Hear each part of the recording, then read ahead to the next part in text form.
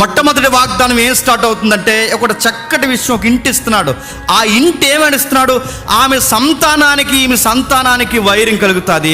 ఆ స్త్రీ సంతానం చాలా ఫైట్ చేస్తుందట. వీడి వల్లే మాకు దేవుడు దూరం అయ్యాడు, వీడి వల్లే మా తండ్రి దూరం అయ్యాడు, వీడి వల్లే మొత్తం మా జీవితాలు భగ్గుమైపోయాయి, వీడి వల్లే మా శరీరాలు కుసించిపోయాయి, ఆత్మీయ దేహం పోయింది, శారీరకమైన బతుకులు ఇళ్ళలోకి వచ్చాయి, బట్టకి నీడకి ఫుడ్కి ప్రతి దానికి ఏడుస్తున్నాం. వీడి వల్లే. ఈ శత్రుత్వం ఉంది ఆది దంపతులకి, సాతానుగాడికి, ఘట సర్పానికి ఈ శత్రుత్వం ఉంది.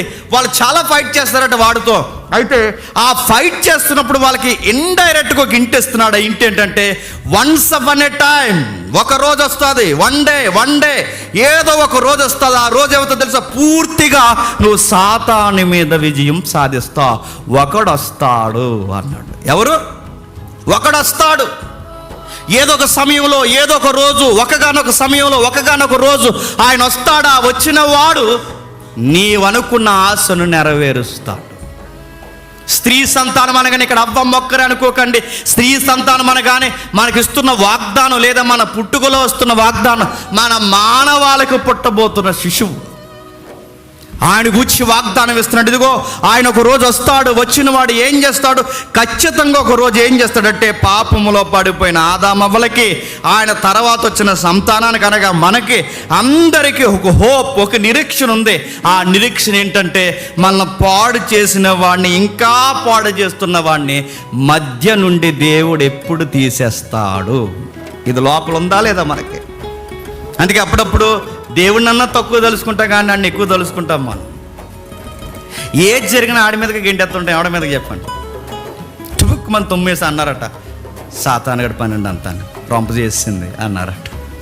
అన్నీ ఆడి మీదకే, డైరెక్ట్గా అయినా ఇండైరెక్ట్గా అయినా అని జ్ఞాపకం చేసుకుంటే. ఎందుకంటే మన ఆరోగ్యాలు పాడవడానికైనా చెప్పండి వాడే గాడి మళ్ళించాడు, మన అనారోగ్య సమస్యలైనా వాడే గాడి మళ్ళించాడు, ఫుడ్కి నీడకి ప్రతి దానికి అక్కడ దాకా. ఎందుకంటే బాడీ ఎక్స్పైర్ అయిపోవడం ఏంటండి? ప్రతి దానికి కారణం వాడే. అందుకే మన దుఃఖంలో నుంచి సంతానానికి ఉన్నది ఏంటో తెలుసా?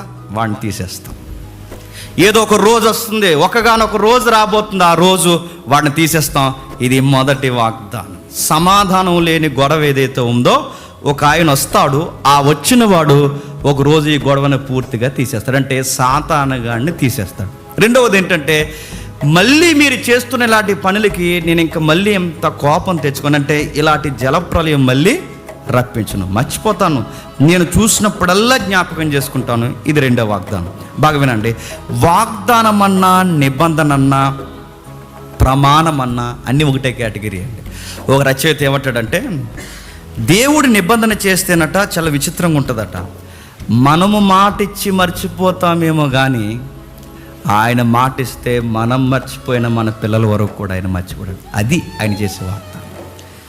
మనం మాటిస్తాం, 31కి మాటిస్తామేమో, ఈ సంవత్సరం చూడు ప్రభు ఇంక ఎలా చదువుతానో బైబిల్ అంటాం, ఉడిదే మళ్ళీ మామూలే. ఈ సంవత్సరం చూడు ప్రభు ఇంకో 31కి మాట్లాడుతున్నాను, జనవరి 1 నుంచి ఒక్క బూత్ నా నోటంటే వస్తే ఒట్టు. మళ్ళీ ఎవరి మీద ఒట్టు? నీ మీదే ఒట్టు, దేవుడి మీదే ఒట్టు, నింగి మీద ఒట్టు, నేల మీద ఒట్టు, దేవుడి మీద ఒట్టు, అన్నీ ఒట్లే. ఒక్క మాట మనం ఎలా ఉంటాం తెలుసా? దేవునికి మాటిస్తాం, మర్చిపోతాం. చివరికి మనం ఎంత మొద్దులా మాట్లాడతామంటే, నేను అలాగన్నాను ప్రభు ఆ రోజు అంటాం, మర్చిపోతాం. కానీ మన దేవుడు ఎలా తెలుసు? మనం మర్చిపోయినా ఆయన మాటిస్తే మర్చిపోతాం. నాకు ఒకరోజు చదువుతుంటే నాకు ఆశ్చర్యంగా కన్నీళ్ళు వచ్చిన మాట ఏంటో తెలుసా? ఒకరోజు అబ్రహాంతో దేవుడు మాట్లాడుతున్నాడు. అబ్రహాం, కొంచెం నువ్వు నేను నిబంధన చేసుకున్నావు, ఈవినింగ్ మీట్ అవుదాం, నువ్వేం చేస్తావంటే అక్కడికి రా, బలి నైవేద్యం సిద్ధపరచు, ఆ బలి నైవేద్యం ఏదైతే ఉందో ఈ జంతువుల కలేబారాన్ని 2 ముక్కలుగా చేయి, నేను వస్తాను, నేను నడిచి వెళ్తానండి. అంటే దేవుడు వస్తాడు, నడిచి వెళ్తాడంటే ఎంత ఎదురు చూడాలండి. అబ్రహాం గారు ఎదురు చూశారు. అబ్రహాం గారు నిజంగానే ఎదురు చూశాడు. కానీ బైబిల్లో రాయబడింది ఆదికాండంలోనే, చీకటి ఆయన అలా కమ్మేసిందంట. అబ్రహాం ఎదురు చూస్తానని మాట ఇచ్చాడు, కానీ అబ్రహాం చూడలేదు. మాట ఇచ్చి నిద్రపోయాడట అబ్రహాం.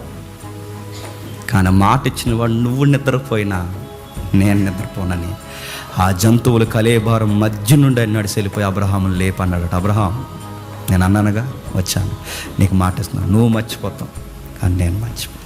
నువ్వు మర్చిపోయి నిద్రపోతావు కానీ నేను నిద్రపోను. మిమ్మల్ని కాపాడు నేను కొనుక్కను నిద్రపో. ఆ మాటలు చదువుతుంటే ఎంత విచిత్రంగా ఉంటుందండి. అరే, మన పనుల కొరకు మనమే ఎదురు చూడడం అండి, కానీ మన పనుల కొరకు ఆయన ఎదురు చూస్తాడు, వాగ్దానం ఇస్తాడు, నిలబడతాడు, మాట ఇస్తాడు. అబ్రహాముకు మాట ఇచ్చాడు. ఇంకొకసారి మీరు ఊహించండి, నేను ముగించేస్తున్నాను. సాతానుగాడు నిజంగానే ఆ సంతానాన్ని పెద్ద దెబ్బే కొట్టాడు, కాటేశాడు. ఫ్యాషన్ ఆఫ్ ది క్రైస్ట్ చూడకపోతే ఈరోజే కొనుక్కున్నాయని చూడండి, చాలా మంచి మూవీ అండి. Fashion of the Christ movie ఎక్కడి నుంచి స్టార్ట్ అవుతుందో తెలుసా?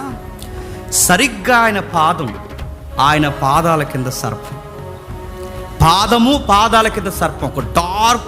ఒక డార్క్ సీన్ మనకు కనబడుతుంది. గత్యమైన వనములో ఆయన ప్రేయర్ చేస్తుంటాడు. ఆ ప్రార్థన చేస్తున్నప్పుడు ఆయన పాదం ఇలా ఎత్తుతాడు.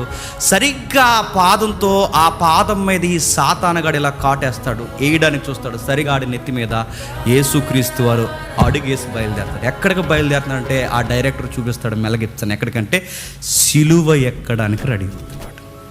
సాతానుగాడు వేస్తున్న కాటేంటి? ఆ సంతానానికి. ఇప్పుడు అవ్వమ్మ సంతానం లేదా స్త్రీ సంతానం అనగానే ఇక్కడ ఎవరు? యేసుక్రీస్తు. ఇప్పుడు యేసుక్రీస్తు వారికి ఆడు వేసిన పెద్ద దెబ్బ ఏంటో తెలుసా? వాడు సిలువకు యేసుక్రీస్తు వారిని కొట్టడమే. చెప్పండి, వాడేసిన అతిపెద్ద కాటు, వాడు సిలువకు ఎక్కించడమే. అయితే ఆ సిలువకు ఎక్కించి వాడు కాటేస్తే ఆ సిలువ మీద నుంచి సరాసరి ఆయన ఏం చేశాడు తెలుసా? తిరిగి లేచి వాడి నెత్తి మీద సితక దొక్కి పాడేశాడు. అతగాడు లేస్తాడు. ఆ లేచిన వాడు నీ సంతతి నుంచి వచ్చిన అతడు ఒక రోజు ఈ సాతాన్ని పూర్తిగా చితకదొక్కుతాడు. అందుకేనండి కలవరి గిరి మీద సాతానుగాడు పూర్తిగా ఓడిపోయాడు. చేతగానోడు, దెబ్బలు తిన్నాడు వాడు. అందుకే ప్రకటన గ్రంథంలో వాడు కూర్చి రాయబడుతూ ఆ దెబ్బ తిన్న ఘట సర్పం అని ఉంటుంది. వాడికి గాయాలయ్యాయి, వాడు తగిలాడు, సగం చచ్చాడు వాడు. అందుకే వీడికాడికి ఇంకా ఊపిరి ఏదనుందంటే ఆ తోకలతోనే ఆడుతున్నాడు, తోకతో కొడుతున్నాడు. ఎవరిని? ఆ నక్షత్రాలు. పొయిటిక్గా చెప్తున్నాడు, ఆ తోకతో కొడుతున్నాడు. ఎవరైతే నక్షత్రాలు తోకతోనే కొట్టుకుంటూ వెళ్ళిపోతున్నాడు అంటే వాడు ఆల్రెడీ చావు దెబ్బలు తిన్నాడు. ఇంకా రేపు పొద్దున్న వాడికి ముగిసిపోయే కార్యక్రమం ఏంటంటే వాడిని అరెస్ట్ చేయడం, వాడిని తీసుకెళ్ళి పూర్తిగా పాతాళంలో బంధించడం. అది ఒక్క కార్యక్రమం ఉంది. ఆల్రెడీ వీడి చచ్చాడు అంటే వీడి చచ్చిన పాముతో సమానం. ఎవడు?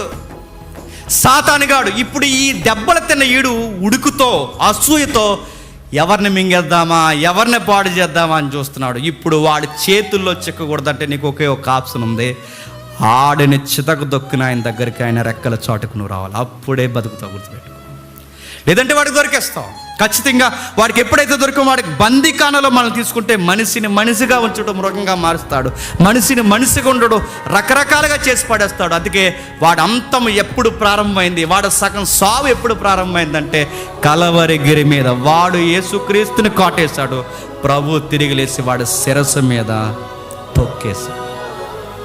సాతానుగాడిని చితకు దొక్కించాడు కలవరగిరి మీద. రెండవది, నావోహుకు మాట ఇచ్చినట్టే ఆయన యందు విశ్వాసం. ఇప్పుడు విశ్వాసం ఉంచాల్సింది ఇంద్రధనుసు అంత కాదు, చెప్పండి. ఇప్పుడు వర్షధనుసు అంత కాదు, మన విశ్వాసం ఉంచాల్సినది ప్రభు అయిన యేసుక్రీస్తు వరట. బైబిల్ ఇలా రాయబడింది, ఆయన దేవుని మహిమై ఉన్నాడు. మహిమ గ్లోరీ. ఇప్పుడు గ్లోరీ ఈ ధనుసు కాదు, ఎవరు చెప్పండి? ప్రభు అయిన యేసుక్రీస్తు. ఇప్పుడు నువ్వు చూడాల్సింది ఈ ధనుసుని కాదు, చెప్పండి, ప్రభు అయిన యేసుక్రీస్తు. అంటే మనకి ఈ రోజుకి ఆ ధనుసు అలా కనబడుతుంది అనుకోండి, నీకు ఎవరు గుర్తు రావాలి చెప్పండి? ఈ ధనుసు చూచాగి ఎవరిని చూపిస్తుందంటే కలవరి గిరి మీద ఏలాడిపోయిన యేసుక్రీస్తు.